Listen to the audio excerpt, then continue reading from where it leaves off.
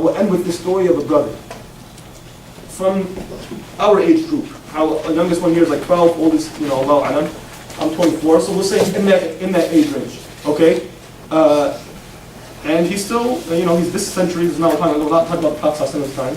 It was actually a very good friend of mine, very good brother. And some of you here might know the brother, if I say this story, who are familiar with it. He was stupid. He was doing stupid things. He had materialistic vision. He had superficial vision. He only saw things for what they were worth in this life and not in the eyes of Allah subhanahu wa ta'ala. And he's telling me the story, so I'm just going to say it in his perspective, inshallah. He said one day I was working out, playing basketball and stuff at the rec center. He was about 16, 17. So that's what, like junior, sophomore in high school, right? Yeah, I think so. And he said, I got a call from my dad who said, come to my office real quick. And his dad's a physician. It doesn't really give it away because everybody, mashallah, a lot of people are physicians. So he said, come to my office. And the brother, so again, hearing the story, I'm just saying what he's saying. And he's like, I didn't know, like I told my dad, I'm kind of in the middle of something, in the middle of a basketball game. He's like, come to my office right now, it's kind of important. So he's saying, I knew there was something super duper important. And so I drove, he was at the rec center, you was at Flint. Thank you. And so he drove over to his dad's office, and the whole way he's thinking, what could possibly be so important that you're interrupting my basketball, you know what I'm saying? And so he goes there, and his dad tells him, sit down. And so he sits down, and so he tells him today, the brother has relatives in Syria. He said today, and this was in 2006-ish, he tells him, or 2004, he tells him today there was a car accident in Syria, and he had two cousins in the car, and one of them died. And I'm not going to say the name of the cousin because I'm going to give it away, but that cousin was 19 years old. And this brother is like 16, 17 years old. And so this brother's telling me the story, and he's like, I got out of my dad's office. I mean, the kid was 19 years old, and he was very good friends with his cousin. I mean, they went to Syria every summer. He knew his cousin very, very well. And apparently his cousin got launched out of the windshield of a car because some idiot, merged in front of him. SubhanAllah. I mean, we don't know what's going to happen to us. And so this kid told me, from the second he told me that, first of all, I didn't know how to react. Nobody in my life had died before that was that important to me. And so I said, are you serious, for real? And he said, yeah. And his grandma was over from Syria at the time. He said, go to your uncle's house and tell your grandma, go come give her your condolences and, comfort her. And so he said from that point on, I didn't know what happened to me. He said I was a crazy person. I was like almost blind. I don't know how I got to my uncle's house. Driving on the street, but I don't know how I got. The weight of death just hit me with everything. Sometimes you hear ayat, you hear them all the time, but when certain situations happen, you hear these ayat. It's like it's the first time you're hearing them ever. And he said the ayah I was thinking about was وَجَاءَتْ سَكْرَةُ الْمَوْتِ بِالْحَقِّ ذَلِكَ مَا كُنْتَ مِنْهُ تَحِيدُ. That verily death has come. This is what everybody was in denial of. This is what everybody's sitting here and saying, tomorrow I'll become better, tomorrow I'll put these glasses on. He's like, it hit me like a sack of bricks. He's like, I went to my uncle's house, and I went straight home, and if anybody saw me that day, I looked like a madman. I took all the CDs in my car, from 50 Cent to MYNA to DMX to everything, and CDs aren't very destructive. You gotta pick each one up and break. He said, I broke every single one of those CDs. A brother used to smoke. He said, I took my cigarettes. Not only did I throw them in the garbage, I soaked them in water to make sure that I wouldn't go into the garbage again to smoke those things. He's like, I deleted all the girls' phone, and I'm only using the example of the brother because I know this brother. This very well could have happened to his sister too. So I took the numbers of the girls I used to talk with in school. I deleted all of them, and those were the days before Facebook. We used to use AIM, AOL Instant Messenger. He's like, I went online and I deleted all of the girls I knew from school, besides my sister and stuff. And he tells me, he's like, Wallahi, that was the best day of my life. His cousin just died. He's like, that was the best day of my life. He said, not figuratively, but literally, I felt like something had been sitting on my chest my entire life, and something just happened. Something just happened. And alhamdulillah, may Allah subhanahu wa ta'ala make his brother steadfast. He put on this Muslim vision, and mashallah, to this day, alhamdulillah, may Allah protect him and keep him steadfast, inshallah. That's the kind of, we have to make these decisions before we're too late. I was telling my cousin Ahmed, I mean, the roads here were pretty bad. I mean, you don't know what's going to happen, man. Allah, you don't know when you're going to meet Allah subhanahu wa ta'ala. And so, put these glasses on before it's too late to put these glasses on. I'm going to say these ayat, say 2 minutes of practical thing, and we'll jump into the discussion.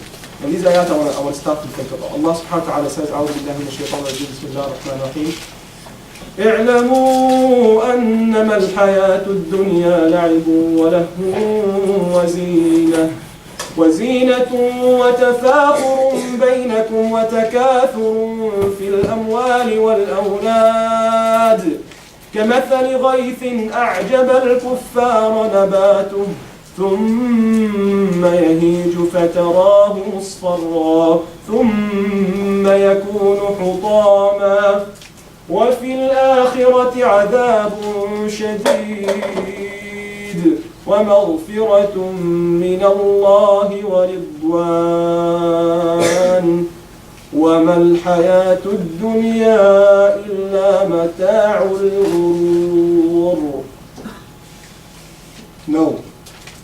Know that this life is nothing but playing and enjoyment and zina. Zina. What is zina? See a lot of it these days. What is zina? What? What is zina? Come on. Premarital sex, right? Zina is premarital sex. It's close, but this is zina with a ya. Beautification. Jazakallah, who is that sister? Jazakallah. So beautification or decoration, basically taking something and making it look better. Hold on to that for a second. And Allah, I just want to continue the ayah for the sake of completion. I'm going to start with the word zina. Alright?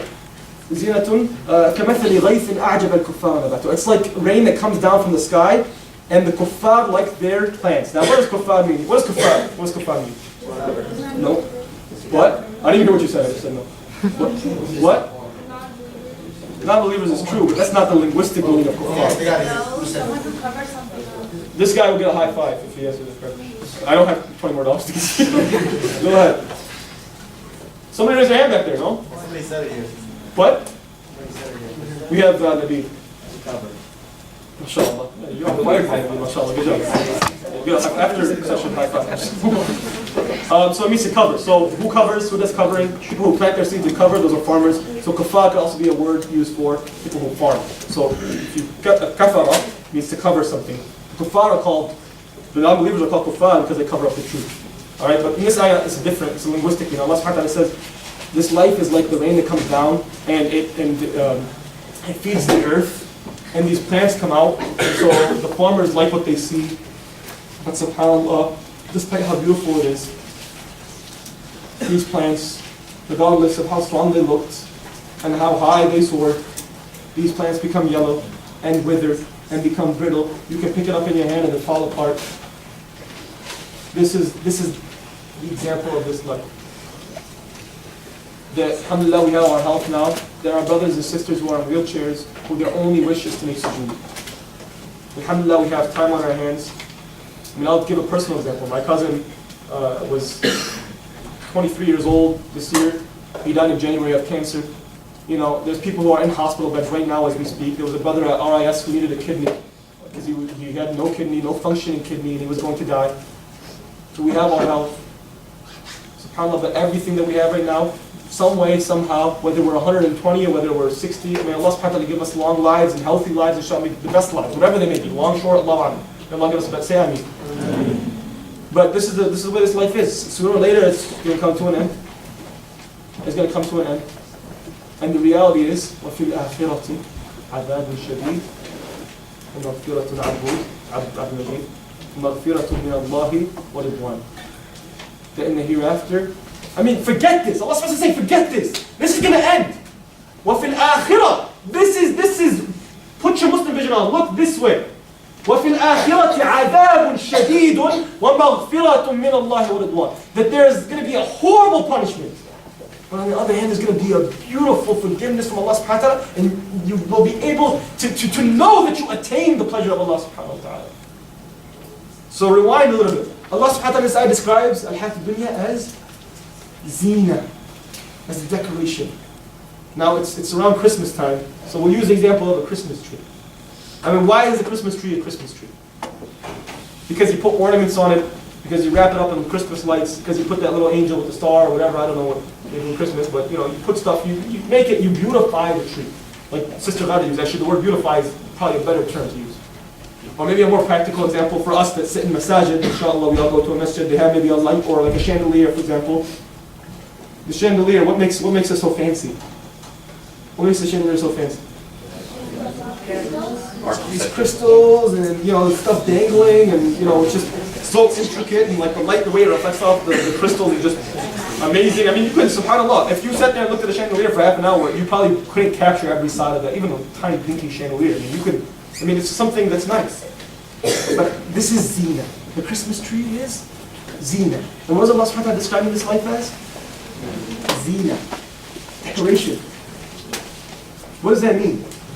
That means take away all this stupid stuff, take away all this superficial stuff, take off your worldly vision, your materialistic glasses, and put on your Muslim glasses, almost like X-ray vision. You can see through all this nonsense. And you can see the chandelier for what it's really worth. It's a light dangling from the ceiling. You can see a Christmas tree for what it's really worth. It's a tree. It grows from the ground. You cut it off and you bring it to your house and you put stuff on it. I mean, if you want to break it down even more, you know, in the winter, well, Christmas trees not so much, but other trees, there's no more leaves on it. It's just a wood. That's all it is. It's just a big tree trunk just hanging out. I mean, this is how stupid this life is. We break it down. None of these things are worth it. None of these things are worth it. And so, this is what we mean by putting on this vision, brothers and sisters. And I hope that wasn't too deep. I think actually, alhamdulillah, mashallah, you know, like I said, considering Nabeel's talk, it wasn't too deep. Last thing, some practical examples. Some practical examples. I mean, let's put on this Muslim vision. First of all, I want us all to take up, we're done, by the way, so you're welcome. So, we're going to put on this Muslim vision, at least till tomorrow, inshallah, because stuff comes up, even though we're at this Muslim camp, stuff will come up, where we're going to be at a conflict, whether which vision to use. Our Muslim glasses, our apocalyptic vision, our vision of the hereafter, you can call it whatever you want to call it. You can even call it Sharif vision. Okay? Or materialistic vision, worldly vision. Alright? And we're going to put it on. And what do I mean by put it, hold on, I just want to make sure I'm not totally like in a different world right now and nobody understands what I'm saying. What do I mean by put it on? What does that mean?